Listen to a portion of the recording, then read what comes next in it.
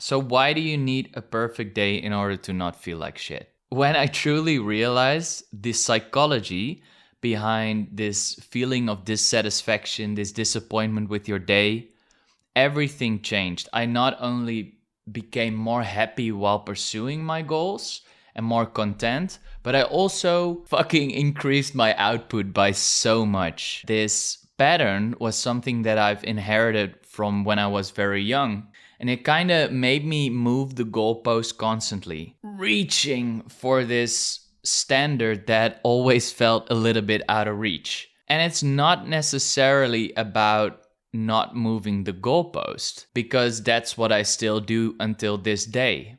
It is very much about the energy that you're in while you're pursuing your goals. I have tried everything. Like, I've tried the discipline way, hyping myself up with get the fuck up. The state control things like, yeah, I can do this, yeah! Affirmations and the whole shebang. I feel like a lot of the self-help industry completely forgoes going down to the depths and the psychology and the patterns, why we actually feel dissatisfied. How do you actually start moving in this different energy? In order to know that, we have to know what creates this lacking, reaching, desperate energy in the first place. And this feeling that if I don't do everything on my list, I can't be proud of myself, I don't feel good about myself, I'm disappointed in myself. Where does this pattern come from? That is the actual question that we need to answer. And it is a logical strategy. I will hate myself until I do everything, and then I can kind of relax. But this is totally a trap. This is basically using force in order to make yourself do shit. And this might seem counterintuitive, but you actually would like to feel good while doing your tasks, because then you don't create an emotional debt. So what is an emotional debt? It is like the force that you use in order to get those goals done. But this force will create stress and tension in your body that will build up if you don't release that. So what we actually want to do is be in a state of peace and still do those tasks. In order to do that, we have to be super aware of the process that is actually going on when we create force. And it really helps to know when that pattern got created. So now we're going a little bit back into my story. So when I was at school, when I was younger, I was diagnosed with ADHD because I couldn't finish my schoolwork. I could only do my schoolwork if I created this fight or flight, this stress energy. So I was doing my math formulas, right? I was 11 years old. I couldn't even finish like 3 fucking formulas. So I was like, I just became like super fucking frustrated. And then suddenly I could like do my work. I ingrained in myself that in order to actually get stuff done, I need to create this stress in myself in order to get shit done. So this totally spiraled out of control when I went to college, because I still had this pattern inside of me.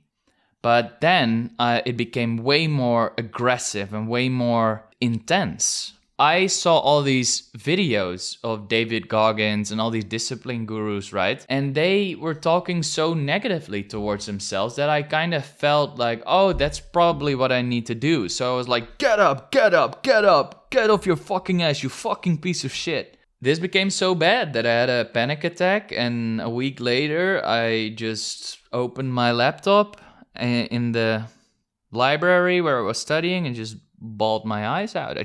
My insides were screaming, and I said like, no more. I got into a burnout. Then I got to the psychologist, and he said that I needed to look inside of my own brain, like what the hell was going on there. And this is when I realized that I had this hater over my shoulder that was constantly forcing myself to do things. And even when I started working, this thing just kept going. And it was not until I truly went down to the roots of it, what I just told you, that I could let that pattern go.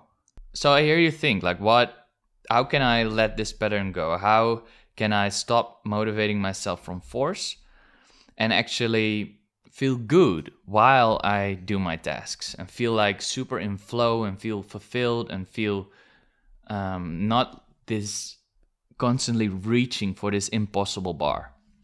So the difference is very subtle. And this is why I kind of hate on habit trackers a little bit, because when you have this row of different things that you need to do, you kind of imprint in your brain like, I will not be satisfied until I do these tasks. This is allowing your emotional state to be guided by the things you do. And what you actually want to do is let your emotional state guide the actions that you choose to do. So this might seem a little bit complicated, but there are certain actions in your daily life that makes you feel like a winner. What actually makes you feel like a winner? And for that to happen, you have to lower your bar. For example, when I went to the gym, the first times that I started to get consistent at the gym, made the mistake of needing to run 10 kilometers on the treadmill before I could feel good about my workout. This made it 10 times harder to run that 10 kilometers on the treadmill. If I just focused on showing up to the gym, like when I show up to the gym, then I can feel good about myself. Then I'm like, yes, fuck yes, this is the behavior of a winner. And then get into that emotional state before I actually stepped on the treadmill. Then it was like 1,000 times easier to run that 10 kilometers, because it is the emotional state that guides your actions. We shouldn't let our actions guide our emotional state.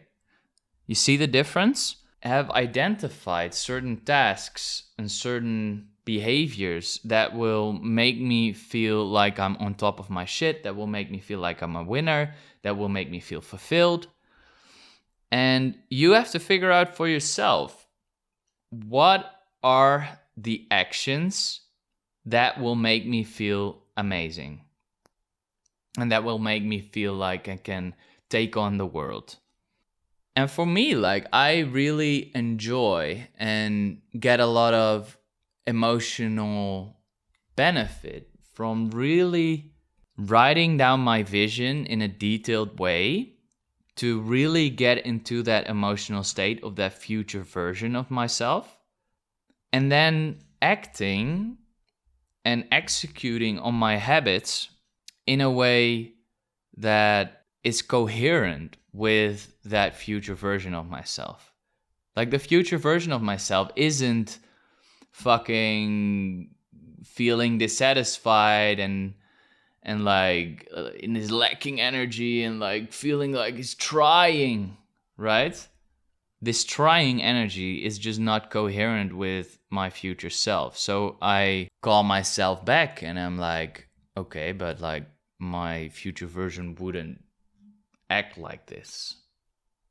This is like the emotional state of someone who is not achieving. This is someone who is trying to achieve. And when you're in the emotional state of trying to achieve, this lacking energy, you will always get a reality around you that is coherent with someone who is trying. And it's subtle.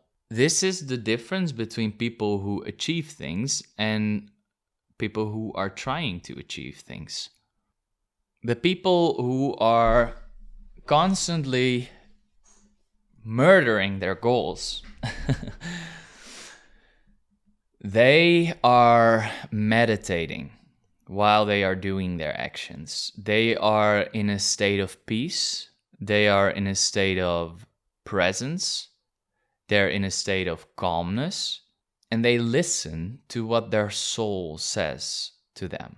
They are not attaching themselves to all the little tiny habits that they need to complete each and every day. They don't view their emotional state as being conditional on the things that they do. They just are in this state of, I achieve. I am this motherfucker that destroys these habits. And let's see what we can do tomorrow. Let's see what we can increase. Like, just out of like, I just want to know what I'm capable of, right? It's just this whole different energy. And you want to identify the actions for yourself that make you feel like that. And that's when shit's gonna change. And what I really feel helps a shit ton to get into this energy is to know a little bit about the difference between contraction and expansion. Because the thing is, when you are in this badass motherfucking energy, you are feeling powerful. You are feeling expanding. You're feeling relieved. You're feeling calm. You're feeling joyous. And when you're in this lacking energy, like, oh, I'm just trying so hard to get to my goals, then you are feeling extremely contracted and like low in energy. And at the end of the day, you're fucking exhausted emotionally, right? When you're in this amazing energy, you're just laying in your bed and you're just like, oh, you feel this warm sense of, I did everything. And I just feel fulfilled and I feel calm and I feel at ease. And this expansive state of consciousness is in line with the universe because the universe is expanding at an ever accelerating rate. If you're contracting, then you're not in line with the universe, then you're swimming against the flow. And I've been swimming against the flow for most of my life. And it was not until I started swimming with the flow that shit really started to change. Also, if I would have been in a contractive energy right now, I would have like, be like super quick, like, please guys, listen to me. That is a different vibe. The true high performers, they call themselves back to that higher self. Like, you can't be in this expansive state if you don't have your thoughts clean. You can't be in this expansive state if you are still hyper emotional and hyper anxious on the inside. You have to clear that emotional debt. Like, there is a debt when you don't feel your emotions. There is a debt when you don't clean your thoughts. And all these things keep you in this survival energy. For me, it's a daily process to connect with my vision, to clean my thoughts, to clean my emotions, to listen to my soul and do my direction calibration, see where I need to go, right? I have this weekly improvement cycle and make my weekly goals and weekly habits that will keep me in this state. And yes, everything is a work in progress, but you have to start this weekly improvement cycle and this awareness and this consciousness on how you move and how you act in this world in order to constantly improve your inner state. So I hope this helps. Hope you like this video. And if you got value from this, please like and subscribe. And I'll see you in the next one. Don't attach yourself to your habits. Get into the right energy and execute from there. See you in the next one.